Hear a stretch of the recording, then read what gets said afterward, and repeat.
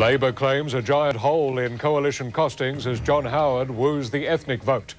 And Wayne Goss bowing out as the Nationals prepare to take over.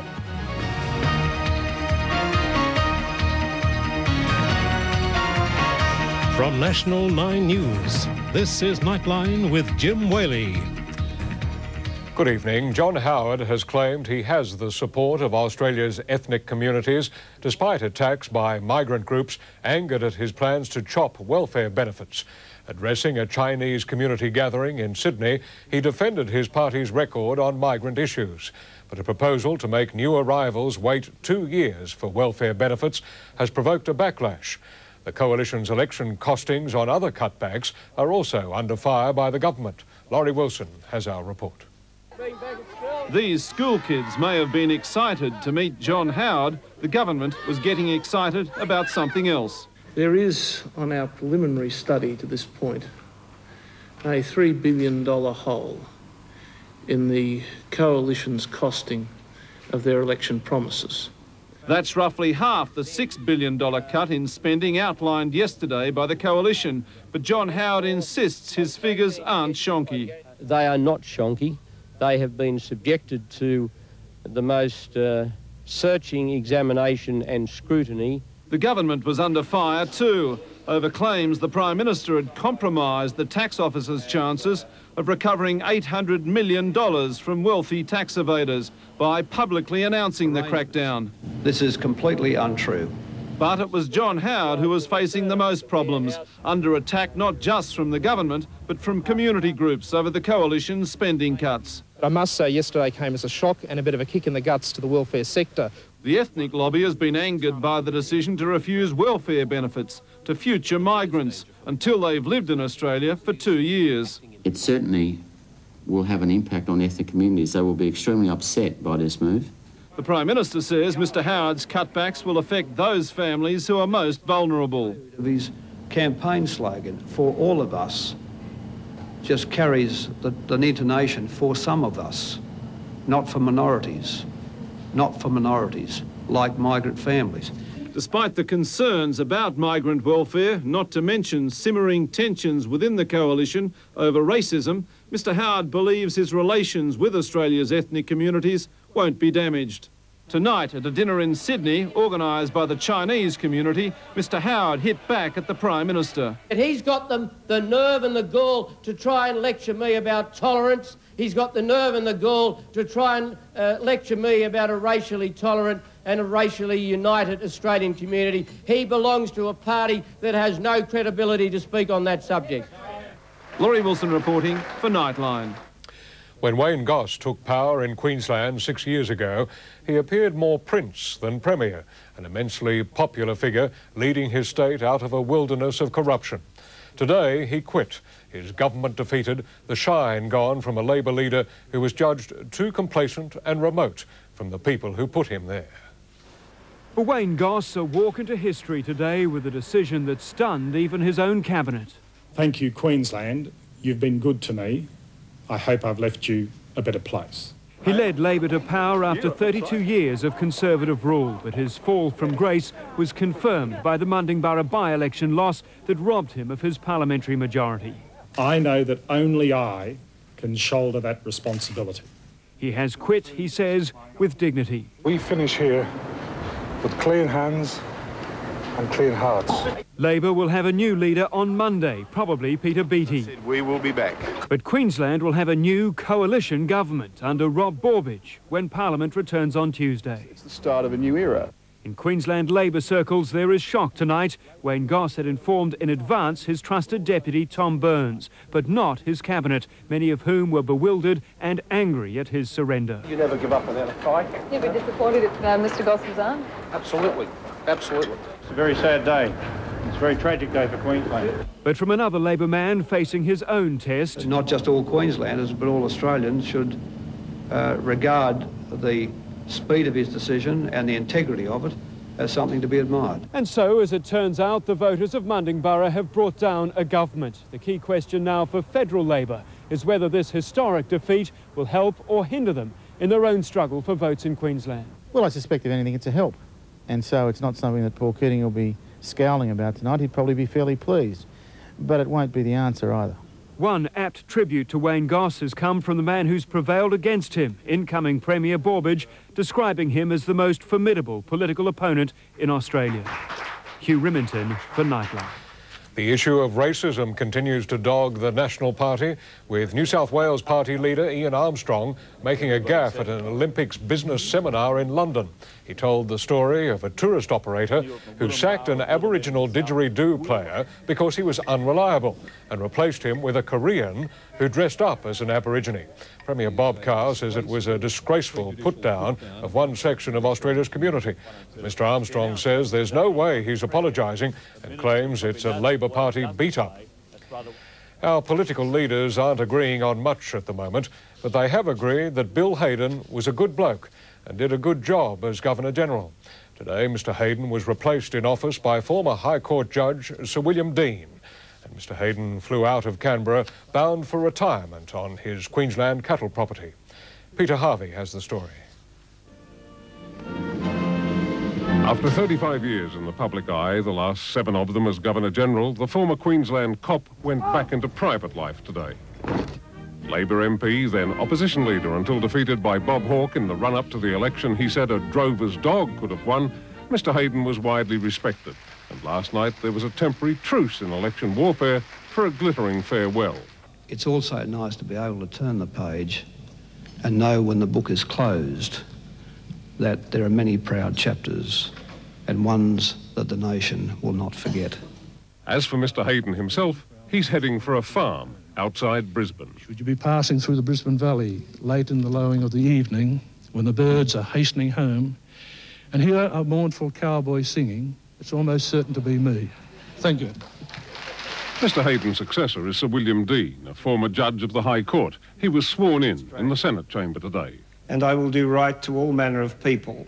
Sir William becomes Australia's 22nd Governor-General, and if Mr Keating's blueprint for an Australian Republic turns out to be successful, he'll be the last. Peter Harvey reporting for Nightline. Notorious Sydney identity Arthur Neddy Smith has been charged with a 7th murder. The new charge is over the death of underworld figure Barry McCann 9 years ago. Smith has pleaded not guilty to this and the previous charges. 6 days after the bomb that rocked London's Docklands, another IRA device has been defused in the heart of the city's tourist district. The drama unfolded as a Sinn Féin newspaper reported that the ceasefire was officially over.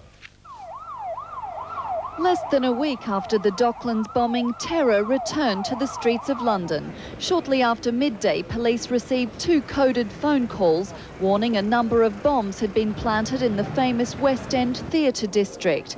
There was panic as tourists and shoppers were ushered off the streets. It's the second time. The underground was shut down and traffic ordered out of the area, bringing one of the busiest parts of the city to an eerie standstill. Police located one explosive device which had been left in a telephone box in a red sports bag. Bomb squad experts safely defused it with a robot. It's believed to have contained up to 2.5 kilos of Semtex, enough explosive to cause widespread carnage had it gone off. Explosives officers have made safe a device which has now been taken away for forensic examination. Just hours before the scare, the IRA restated the ceasefire was over and said it would continue its campaign of terror as long as necessary. Tonight, Scotland Yard confirmed the device bore all the hallmarks of the IRA, laying to rest any hope that last Friday's blast might have been a one-off attack. In London, Michelle Cannon reporting for Nightline. After the break, the shot policeman in a coma for 7 years, suddenly he's talking again.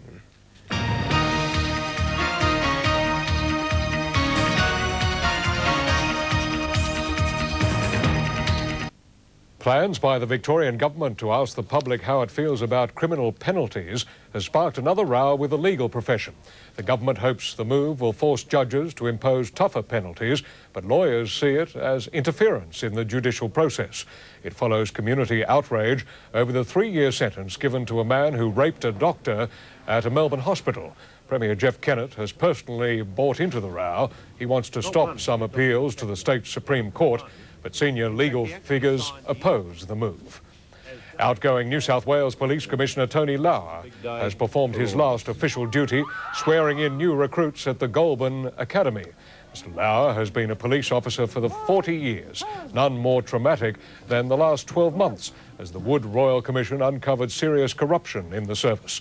The Commissioner's final task was to present posthumous bravery medals to the families of 2 police constables shot dead at Crescent Head last year. A Sydney policeman who was sacked for being too timid has failed to get his job back. Andrew Marshall claimed he'd been victimised by his senior officers, but the Industrial Commission decided there were good reasons to dismiss him. Andrew Marshall always dreamed of being a policeman, finally signing up at the age of 38. His senior officers claim they gave him every chance to shape up, but after 2 years, they decided the father of 4 simply didn't have the right stuff to be a policeman. And today, the Industrial Commission agreed. Marshall and his wife Jennifer were devastated. Yeah, I'm not denying that I have a shy personality, but I still believe that I had what it took. Commissioner McKenna said it wasn't for the Commission to decide the characteristics an employer should regard as necessary in its recruits. But there was evidence he'd lacked initiative. On one occasion, he'd stood by and done nothing while a prisoner tried to hang himself. Marshall's wife also came into the act. Police said she'd been pushy, forever complaining they were giving her husband a hard time. But the Commission found no evidence of any vendetta. But Jennifer Marshall remains unconvinced. Obviously, they found me to be a threat to the organisation. Marshall still believes there's room in the force for nice guys like him. Could be a bit of that with the public image that they want to uphold, to be strong, unbending and almost unfeeling. But, you know, everybody's different. Deborah Cornwall for Nightline. A man who had never sailed until a few weeks ago has been charged with stealing a yacht in New Zealand and guiding it solo to Queensland. The man, deported from Australia 4 times, claims he just wanted to see his family. It was an undignified end for the 12-metre sloop Dragon, renamed Jade by her new master. After sailing almost 2,000 kilometres across the Tasman and 4 days through gale-strength storms, she lay on Double Island Beach with a hole in her hull. The man police charged with stealing the vessel from Auckland 4 weeks ago was captured in the sand dunes nearby. I'll be back next time. Aeroplane. Best way to go? 4th time. Remember, it's cost your government $250,000 because I wouldn't pay a 10,000 backhander. A first-time sailor, Shepherd said he sailed to Australia to visit his family. All I want to see is my wife and children. Whereabouts are they? Canberra. Queensland is a long way from Canberra, but even police say they're amazed he made it this far. He says he'll be back. London, this is my 4th time. I was here 7 years before. And they can't get through immigration. They deported me because I'd done something when I was 18. An insurance assessor arrived in Brisbane from New Zealand this morning, but it's feared the $120,000 vessel cannot be salvaged. The medical profession knows a lot about the human body, but there's much they don't know. For instance, in the United States, doctors can't fathom how a policeman in a coma for 7 years after being shot in the head suddenly started talking again. Officer Gary Dockery has been away from home for 7.5 years. Tonight, there are signs he may be coming back. I got the phone, said hello, and this voice comes across the phone and says, "Hey, buddy." And I couldn't believe what I was hearing. I could not believe it. Dockery's brother told reporters his family had trouble convincing the talkative patient to get some rest. Well, I timed it. Once he started talking, he talked for 18 hours straight, basically non-stop. It was the miracle this small-town cop's family has waited so long to see.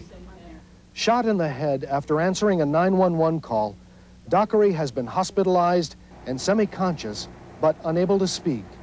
His talking streak left his doctors baffled. Dockery is still far from well. Earlier today, he underwent surgery to ease the pneumonia he developed this past week. Doctors say they don't know how the surgery will affect his future, but they're hopeful that his reawakening was just the beginning. Today's surgery went well. As Dockery recovers, he and his family will have a great deal of catching up to do. His 2 sons have become teenagers. He has grown older, and his world has changed beyond his wildest dreams. Recovering from all that could be the biggest challenge of all. At least 50 people have been killed in widespread floods in South Africa. Scores are still missing, including a truckload of 14 people swept away at a river crossing. The flooding had threatened a wildlife rehabilitation centre near Johannesburg. Volunteers forced to move baboons and other animals to safety. The floods follow several years of drought. 60 years ago tomorrow, the late Sir Reginald Ansett landed at Melbourne's Essendon Airport at the end of his first commercial flight. To commemorate the occasion, some of the aircraft that helped build his empire will reenact that historic journey. It doesn't look like the sort of aircraft on which empires are built, but without this tiny Porterfield, Ansett Airlines would never have got off the ground. In 1936, Sir Reginald used it to win the inaugural Brisbane to Adelaide air race and £500. The prize that he won from the air race really was what set him up with his capital to form the airline. That race is being reenacted this week with his widow, Lady Ansett, setting the tiny Porterfield on the last leg of its journey to Adelaide once more. With his winnings, Sir Reginald was soon able to buy bigger aircraft, such as this legendary Lockheed 10. For many years, it plied the skies over Victoria as he struggled to establish his fledgling airline as a viable commercial proposition. His eventual success led to the acquisition of an aircraft unique in Australia. It's the only genuine DC-3 flying in Australia. Tomorrow afternoon at precisely 12:30, this original DC-3 will take off from Hamilton to fly to Essendon Airport, 60 years to the minute after the first Ansett commercial flight. On that flight will be descendants of the first passengers. Charles Slade for Nightline. In a moment, Paul Lynham's review of campaign week 3.